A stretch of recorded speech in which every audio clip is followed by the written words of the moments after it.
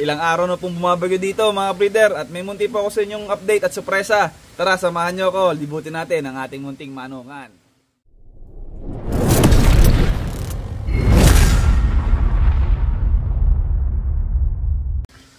Bago ang lahat mga breeder, gusto ko munang palalahanan kayo ngayong tagbagyo ay mag-ingat po tayo at magbaon tayo ng vitamins sa katawan natin, magdagdag pahinga tayo at magkain tayo ng mga gulay para medyo malakas ang katawan natin dahil ang ulan ay kalaban natin yan. Ang init din naman ay kalaban natin.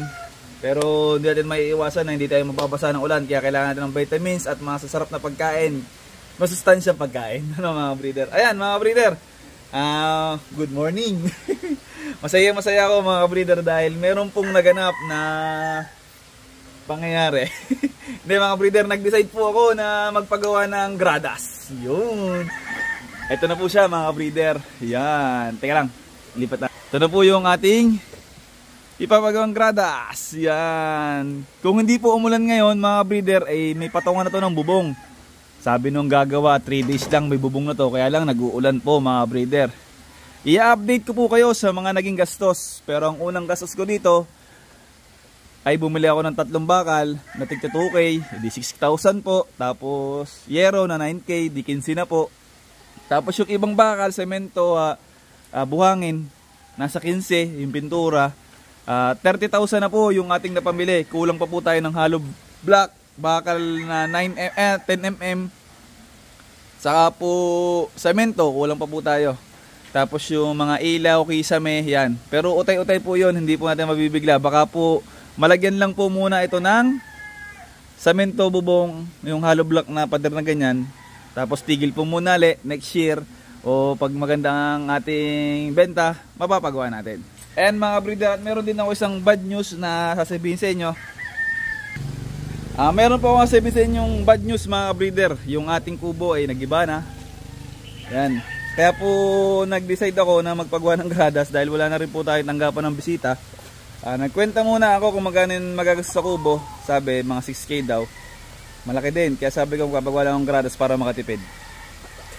Hindi po, laki ng gastos pala sa gradas. Ngayon pasubo tayo mga breeder. Pero okay lang mga breeder, kagaya ng dati, utay-utay. Alam nyo naman tayo si utay-utay. Kumbaga mabagal na galaw pero nausad ng konti. Bad news, yung ating kubo ay nagiba. Pero naging maganda naman. At parang naging siyang nature na pahingahan. Yan. Marami pa tayong mga pananim dito na puno kasi mail kayo magtanim. At ngayon nga ay bumabaha dito mga breeder. Ayan ang baha. Ayan, tingnan natin yung baha. Ayan, yung ating munting manuka nakapagpatabas tayo bago umulan. Nasipisan. Ayan. Tingnan natin yung baha dito mga breeder. Mamaya mag-usap tayo tungkol sa ruweda. Sa gradas. Ruweda, gradas. Ayan. Butit mahina-hina ang ambon. Ayan. Maliit-liit na yung baha. Ayan. Bumabaha dito parang ilog. Ang ganda. Ayan mga breeder. Tapos diretso yan dito sa bangbang sa amin. Daan talaga ito ng baha yung lugar ko. Ayan. Baha talaga dyan. At isa pang update mga breeder. Natatandaan nyo ba yung range na sa tapat ng bahay namin? Wala na, sinauli ko na po. Kasi ilang taong ko na rin pong ginamit. Tapos napapansin ko na yung mga sisiw, iba na yung ganda, hindi kumpara dati. Yung bayabas, hinog na yata. May bayabas tayo guys, ilaw pa. Ayan, napapansin ko hindi na ganun kaganda yung lumalabas na sisiw sa atin. Hindi naman pangit, yung bang kailangan na ipahinga. May mga sinyalis na ako nakikita. Ayan mga breeder, pakita ko sa inyo yung dating range sa tapat ng bahay natin. Wala na, pinalinis ko na po. Ayan mga breeder, sa mga matagal ko ng followers, TikTok, Facebook, YouTube, makikita nyo yung dati nating range dito, wala na. Ayan, medyo malungkot din mga breeder dahil napakadaming memories dito, vlogging na nangganap. Dito rin ako nakapagparami ng husto sa ganang espasyo ng range. At ayun, gusto ko lang magpasalamat kay Tiyo at kay Pisan dahil sa pagpapahiram at pagpagamit ng lupa nila nung panahong kailangan natin. kailangan pa rin naman natin, pero kailangan din nilang gamitin yung lupa nila mga breeder. At ayun, tuwan-tuwa sila mga breeder dahil maghahalaman sila. Napagtiputan na yung lupa, kaya maganda yung halaman doon. Talong yung tanim dito karamihan, kaya tuwan-tuwa sila, magiging maganda yung halaman nila doon. At ayun mga breeder, wala tayong update dun sa kabilang manukan. Ulan ng ulan, di tayo makapagpagawa doon. Saka dapat mga bago mag-August nakagawa na sana, kaya lang nag-uulan nga po, kaya hindi po nakagawa. Ting ruweda, yes mga breeder, meron na tayong ruweda. Malapit na, isang linggo na lang. Update ko kayo ha. Pasensya na kayo, hindi ko na kayo naisama sa pamamili ng materyales. Gawa ng, sana surprise to eh. Paggawa ko na sana iba-vlog. Kaya lang, excited na rin ako ipaalam sa inyo na magkakaraweda na tayo. Ayan. Buti na lang, pumayag si Mrs. na maggawa tayo nito. Dati ayaw niya. Kasi talaga daw bagang ako'y pupunta na sa lugar ng ganun. Sabi ko hindi, kailangan lang to para ma-exercise yung ating mga alaga. Tapos syempre, achievements na rin to sa isang magmamanok na kagaya ko. Di ba mga breeder, lahat naman ng nagmamanok, backyard man o may farm, pangarap magkaroon ng ruweda. Di ba mga breeder, sinong di nangarap na magkaroon ng ruweda na magmamanok? Wari kayo lahat ay gusto magkaroon. Ano? Ayan mga breeder, ito mga breeder ay pinag-isipan naming maigi kung kasi malaking gastos nga. Hindi naman tayo sanay na gumastos ng ganung kalaki. Dahil wala naman tayong ibang pinagkukunan, kaya lang mga breeder, nakapagbenta tayo ng maganda-ganda, ay sabi ko, kaysa maubos ulit ng papagayon, pagawa na tayo. Pumayag naman si Mrs. at todo suporta siya. Kaya ito, inuutay na ulit natin. Kagaya ng dati, utay-utay. Bali, ang sukat nito mga breeder ay 16 yung lapad, 20 yung haba. 16 feet, tas 20. Ang maganda daw sana ay 20 by 20, kaya lang masasanggahan na yung bahay namin at yun ang hindi papayag si Mrs. Ayan, may plano pa ako dito mga breeder, wait lang. Ang plano ko dito mga breeder, kapag nabuo na to, finish na, meron na dyang firewall, naka-firewall yan, lalagyan natin. Tapos dito sa cemento rin, hollow block. Tapos maglalagay tayo doon ng signage. May gusto kong ilagay dyan, di basta signage, yung katulad nung kay Buddy sana, para maganda din. Yan, bali ganito yung magiging view dyan. Imagine nyo, tapos na. Ayan, ganyan. Excited na ako mga breeder, kinikilig-kilig pa. Ang problema ko lang mga breeder, itong lupa dito ay medyo pagana na. Pero sabi naman ng lulo, may gagawin siyang paraan dyan para tumibay-tibay yun dito. Saka nakita ko naman namin nung hinukay namin tong poste na to, ayan, ay iba yung lupa, lagkitan. Kaya sabi ni Lulo, madali daw patibayin doon. Wala pa tayong pera para sa mamparekerapan to. Kasi nagtanong tayo, parang abutin ng 200,000 baga o 300. Ay saan naman tayo kukuha ng gayong malaki? Ayan. At malaki yung magiging tambak dito. Ang sabi, baka daw mga 4 na L ang tambak dito. Comment nga kayo mga breeder kung ano yung magandang panambak sa gradas. Kasi nagtambak kami dati doon sa kaibigan ko. Nung natuyo, nagbitak-bitak. Ayoko naman ng ganun mga breeder. Gusto ko yung maganda para pagka may bisita tayo, presentable. Pagka tayo nagpagalaw ng ating mga alaga, maging maganda. Tapos ang plano mga breeder, dito alisin natin to si Doggy. Baka magpalagay ako dito ng 1, 2, 3. Siguro kasi dito yung 3 playpen. 3 playpen o 4 mga hanggang dito. Tapos papagawa tayo ng isang CR dito. Diyan, CR, para pag may bisita tayo at makakapag-CR sila kasi minsan nahihiya sila pumasok sa loob. Kaya pagawa tayo dito, sa pandan dito para malapit na dito sa deposito natin. Di playpen dito mga breeder, mga 3, 4 daw ang kakasya sabi nung nagagawa. Depende din sa budget. Tapos dito, may space pa dito sa pandan likod. Parang dito ko gusto maggawa ng mga breeder ng yung lagay ng mga tangkal. Pero ang gagamitin na natin dito ay bakal na, hindi tayo gagamit ng kahoy. Kasi gagandahan na natin ng bubong. Ayan. Bali natin, ating babakudan dito ng yero para kung may mga hayop-hayop sa ilalim, hindi tayo basta mapasok. Sa ilalim, yero, isang patong, tapos sa ibabaw, dito yung mga tangkal. Tangkal. Tapos may bubong yan, magandang bubong, hindi mababasa. Kumbaga parang keepingan, mga breeder keeping. Yun mga breeder, may plano na tayo ulit. Hindi pa tapos to. Sana magawa natin, tayo nabasa. Sana magawa natin utay-utay. Pero ito muna, ang focus natin, itong ginagawa natin gradas. Ayan mga breeder, 30,000 na po yung ating gastos dito. Hindi pa kasama yung labor. Bumali yung dalawa nating nagagawa dito. Bumali ng tig 1,000. Isang araw lang nila ginawa to, itong 4 na poste. Alas 3 nga lang natapos na. Umuulan, ginawa nila. May tayo lang ito.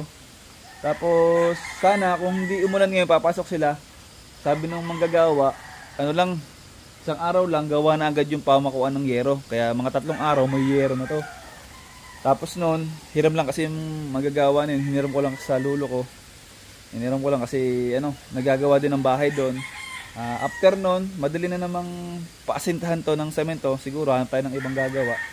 O kung papayag pa si lulong pahiram, sila na din ang gumawa. Kasi mabibili silang kumilos. Mabibili silang gumawa.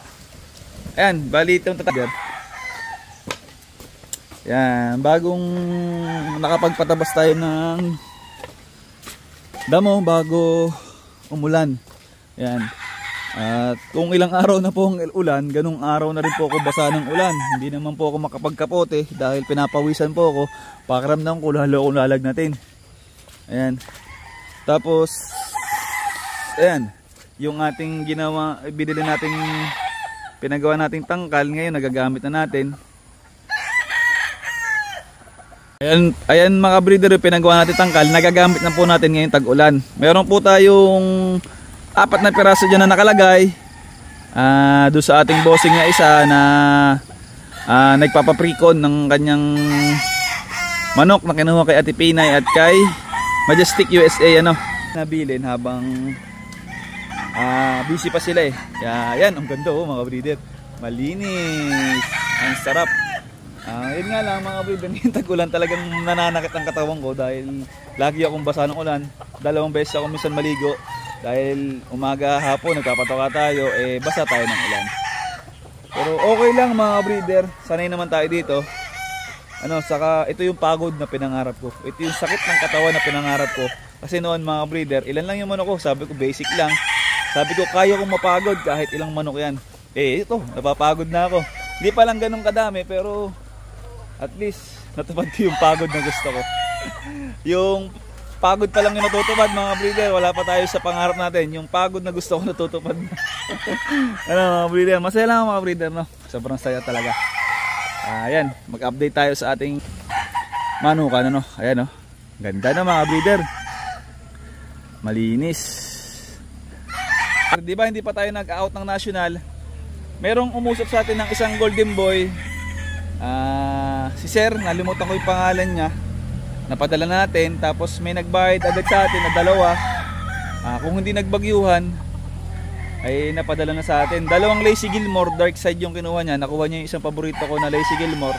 Wala tayong magagawa mga breeder, kailangan natin ng pera kaya nautay-utay na. Bali 3 na yung nabawas. Ilan na ba nabawas sa national? Yung una nating nabawas ay yung SBR na kinuha ni Wings of Baylor. Tapos yung balik ilang yun, isa. Tapos yung 3, 4 na. Nasa 7 na yung nabawas sa national. Pero marami pa to mga breeder. Hindi ko pa lang talaga ina-out kasi mga breeder, sinong pagagalawin natin doon sa ginawa nating gradas na yun pagka naubos to okay, mag-alala mga breeder. I-share naman natin yung itong mga to. Antay-antay lang tayo. Mga breeder, sana pag nag-ready na sila at na-release na natin, sana may tumangkilik ulit. Mga breeder, wala, masaya ako mga breeder. Hindi na basta sobrang saya ko. Kung nararamdaman niyo yung nararamdaman ko, wala. Tanggal lahat ng aking isipin. Kahit magastos, parang baliwala, parang di ba dati mga breeder, parang ang hina ng loob ko, parang di ko kaya yan, ayoko, parang ganun. Pero ngayon mga breeder, hindi ko akalain na sa patagal ng panahon, patatag ng patatag, patapang ng patapang, umaayos mga breeder, ganun pala talaga. Sa una, mangangamba ka, matatakot ka, kaya ba natin? O kakayanin ba natin? O habang lumilipas yung panahon, naiisip ko, lumilipas din naman yung panahon, nauubos din naman yung pera kung saan-saan lang din naman. Tapos sabi ko, ayusin na natin. Naayos naman mga breeder, kaya nagpapasalamat ako kung saan-saan dumadating yung blessing. Hindi ko alam mga breeder, natutuwa talaga ako. Kasi dati hirap na hirap ako kung paano ko papaikutin itong manukan. Tapos wala pa to mga breeder. Doon pa lang sa unahan. Hindi ko din ma-explain kung paano. Ang bilis ng pangyayari mga breeder, parang isang ganun lang. Dati, basta sa mga solid followers ko, alam niyo yung pinag-umpisa natin. Dati sobrang hirap. Sobrang basta hindi ko akalain na lalaki ng ganito. Ang ginawa ko lang, tuloy-tuloy lang. Basta tuloy-tuloy lang ako. Mabentahan, tuloy. Hindi mabentahan, hindi magustuhan, tuloy. Manalo, tuloy. Matalo, tuloy pa din. Basta parang tuloy-tuloy lang. At magiging iba. Naging iba mga breeder, hindi ko alam kung paano ko i-explain sa inyo kasi body to, kung si Body Rowell na magpapaliwanag ito, magigets nyo agad. Yung kailangan pala mga breeder sa ginagawa natin, tuloy-tuloy lang natin. Kasi habang tumatagal yung panahon, dito namamalayan, nakaka-adjust pala tayo. Kumbaga parang humahakbang tayo sa step ng hagdan na sabi natin sa una, ang taas niyan, parang hindi ko kakayanin. Pero paglipas ng panahon, pag hindi tayo tumigil, hindi tayo huminto, nakaka-akit pala tayo mga breeder, nakaka-adjust pala tayo. Kaya totoo pala yung sinabi ni Buddy. I-claim mo lang, galawan mo lang, dumiretso ka lang. At hindi mo mamamalayan. Nandoon ka na pala sa pinapangarap mo. Nandoon ka na pala sa gusto mo na gagalawan mo. Ito ay kumbaga 20% pa lang ng pangarap natin. Oo, naka 20% na tayo. Ibig sabihin na sa 20%, malayo pa tayo. Meron pa tayong 80 na hahabulin. Pero hindi naman natatapos doon yung ating pangarap. Pag nakuha na natin yung 80% ng pangarap natin, may panibago na naman tayo pangarap. Ayan mga breeder, ayun, isang payo ko na rin yun mga breeder sa mga magsisimula at sa mga gustong tahakin ang landas ng passion natin. Ay sadya pong magastos, nakakapagod, nakaka-stress. Pero yung stress po na yun, na magpapalakas sa atin pagdating ng panahon.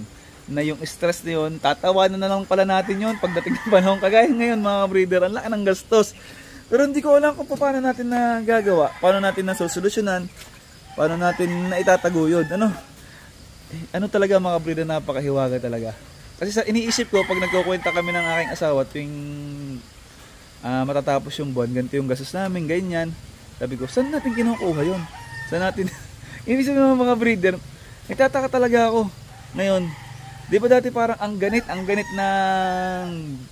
blessing, ang ganit ng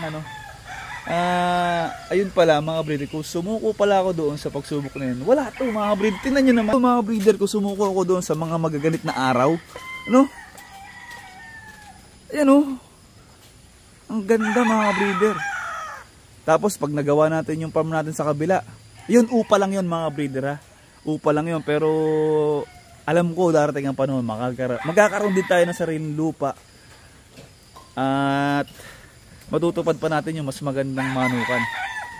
Ayun gusto ko maging maganda yung manukan ko. Wala mga breeder, habang napapagod ako sa ginagawa ko, ang sarap pagmasdan mga breeder. Pag maganda yung lugar, maganda yung manukan. Kumbaga basta iba yung mga breeder iba. Kung sa basketball player, MVP ka, magaling ka nang maglaro, ganyan. Sa akin, pag maganda yung facilities ko, maganda yung aking parang MVP na rin ako. Oo mga breeder. Ayan, dami ko sinasabi pero natutuwa lang talaga ako. Ito yung ating gradas. Ayan mga breeder. Sa mga susunod na araw, sa susunod na vlog, bablog natin kung paano gagawin. Tapos, ayan, dito, playpen, gagawa tayo dito ng playpen. Inulit ko na naman mga breeder kasi gusto ko lang ito naman yung mga use dinayero natin na ginamit natin doon sa range dati, doon sa taas. Ayan mga breeder. Aabutin ako ng iyak dito kaya maya ipapost muna natin to. At ayoko munang umiyak, gusto ko munang ipakita sa inyo na sobrang saya ko. Ayoko pakita sa inyo na Saka na yung iyak namin paggawa. Ano mga breeder, gusto ko lang makita nyo na may mangyayari pala mga breeder. Kapag itinuloy-tuloy natin yung pangarap natin, may mangyayari pala pag sinunod natin yung nasa isip natin, yung pangarap natin, at sinamahan natin ng sipag, tiyaga, at saka si Lord, no, mga breeder. Ayan. Hindi man ako pala post na sumisimpa tayo. Iba yung panalangin namin mga breeder. Iba yung panalangin ko sa nakikita nyo sa iba. Ayan mga breeder, masayang inyong ka-breeder dahil magagawa na. Tanda ko kasi mga breeder, last 2 years nag-post ako. Hindi ko na alam kung saang parte ng video ko yun, kasi may tricycle ako noon. Sabi ko, bagong tricycle ko, ito yung magiging partner natin sa paggawa ng ruweda. Hindi ko akalain na after 2 years makakapagpagawa na tayo ng ruweda. Ano mga breeder, ibig sabihin after 2 years ulit, pag lumipas na yung 2 taon, may panibago na naman tayo magagawa. Kaya excited na ako mga breeder, no? Kaya hindi ako nagmamadali talaga mga breeder. Ibig sabihin ko, yung pag-aantay natin sulit. Talagang sulit na sulit. Ano? Ang saya mga breeder, sobrang saya ko. Ayan mga breeder, sa darating na Fiestag, August 15 to 17, makita-kita tayo sa booth ng Battlecock. Ano mga breeder? At mamimigay tayo doon ng trayo. Baka madagdagan pa nga ang pulit mga breeder. Isang Lazy Gilmore na Broodstag or Golden Boy. Yan ang ating ibibigay. Tapos yung pulit, marami tayong Lazy Gilmore, ayun na lang ibibigay natin. Tapos baka madagdagan pa yung pulit mga breeder. At dahil sobrang saya natin, dadagdagan na natin yun. Siguro isang Broodstag, 5 pulit. Yan. Punta lang kayo doon day 1 kung kailan kayo makakapunta, kung August 15 to 17, kung alin doon. Pero pasyalan yung booth ng Battlecock, picture kayo doon. Tapos kung mayroon kayong kailangan vitamins, gamot, nandun na lahat mga breeder. Pwede na kayong bumili doon. Tapos yung mechanics kung paano mananalo, si Ma'am Sheila na po ang bahala doon mga breeder, para hindi maging bias sa atin. Kasi baka sabihin ng iba, ano yan, matagal na, followers yun ni Barry, ni JM, kaya sa kanya binigay. Naku, tropa yan. Walang ganun mga breeder. Kung sino yung maswerte mananalo, sa kanya yun. Kung sino mananalo, sa kanya yun. Ano? Ayun mga breeder. Yeah! Malapit na tayo makapagpagawa. Ay, nakapagpagawa na pala. Kaunting kembot na lang siguro. Mga yun, 2025, 2026, makinis na ang ating gradas. Yes. At sa unang papasyal dito, pag nagawa ang gradas, may isa kang pulit sa akin. Yeah! Promise yan. Bibigyan kita ng 10 pulit. Pumunta ka lang dito, pag gawa na yung gradas, may 10 pulit ka sa akin. Boy, kung sino manonood dito, edi siya na lang ang mananalo. Ano mga breeder? Ayoko sanang putulin yung video. Gusto ko makipagkwentuhan sa inyo. Gusto kong sabihin sa inyo lahat ng gusto kong sabihin. Kaya lang, ang haba na. Baka mainip na kayo. Wala akong pinapakitang manok. Basta masaya ako mga breeder. Ang saya. Yan. Kaya mga breeder, ako'y mamamahinga na. Yung magpapagawa ko ng motor, flat yung motor ko. Flat yung motor ko, pupunta muna ng bayan habang basa pa ako ng ulan. Papagawa ko na para mamaya maayos na. Flat lahat para yung tricycle flat yung huli, yung aking motor flat yung una. Pero okay lang yun mga breeder, mayroon na gradas. Okay mga breeder, yun lang mga breeder. Maraming salamat sa suporta nyo. Dahil sa inyo lumalakas yung loob ko. Pakiramdam ko mga breeder, yung kasama nyo ako sa panalangin nyo, kaya binibless tayo. Yan, tatawag ko na blessing, na bless galing sa inyo. Dahil kung hindi ako inyo sinuportahan, walang mga kagaya nyo na mainit ang suporta, tingin ko mga breeder, hindi natin magagawa yung mga bagay-bagay. At sa mga bossing natin, sa mga financier natin na nagtitiwala sa alaga natin, hindi man tayo pala rin lagi mga breeder. Salamat po sa mga bossing natin na nag-a-avail ng ating mga alaga. Salamat po. At doon sa mga sumusuporta, sa mga kahit hindi kayo bumibili, yung sumusuporta lang, mas salamat po sa inyo. Dahil sa inyo lumakas yung loob ko, nagagawa ko yung mga bagay-bagay na ganito. Thank you po, thank you. Sir Ignacio, Antayin nyo po yung ating magiging farm sa taas. Makakapagkape po kayo ng maraming manok sa harapan nyo sa umaga. Promise po sir, alagaan po natin ng maayos. Yun sir, maraming salamat sa tiwala nyo sa akin. At kay Sir Chan na nagtitiwala sa mga alaga natin at sumusubok, nagpapadala pa ng mga materyales. Salamat din po sir. Salamat po. Sana lang po mabigyan ko kayo ng mabigyan ko kayo ng maraming champion sa mga darating na panahon para naman po makabawi ako sa tulong na binibigay nyo sa akin, mga breeder, sa suporta na binibigay sa akin, sa pagkuha nyo ng mga manok ko, sa pagsubok ng mga manok ko. Sana mabigyan ko kayo ng maraming champion sa mga susunod na panahon. Bata pa po tayo. Malakas pa tayo, marami pa tayong gagawin. Kailangan pa natin maging malakas para sa akin, para sa pamilya, at para sa mga naniniwala sa atin mga breeder. Tama na, OA na mga breeder. Salamat po ha. Goodbye mga breeder. See you soon. See you soon ha. Sa unang pakapasyal sa Grados natin pagkatapos isang pulit. Ha? Bye-bye.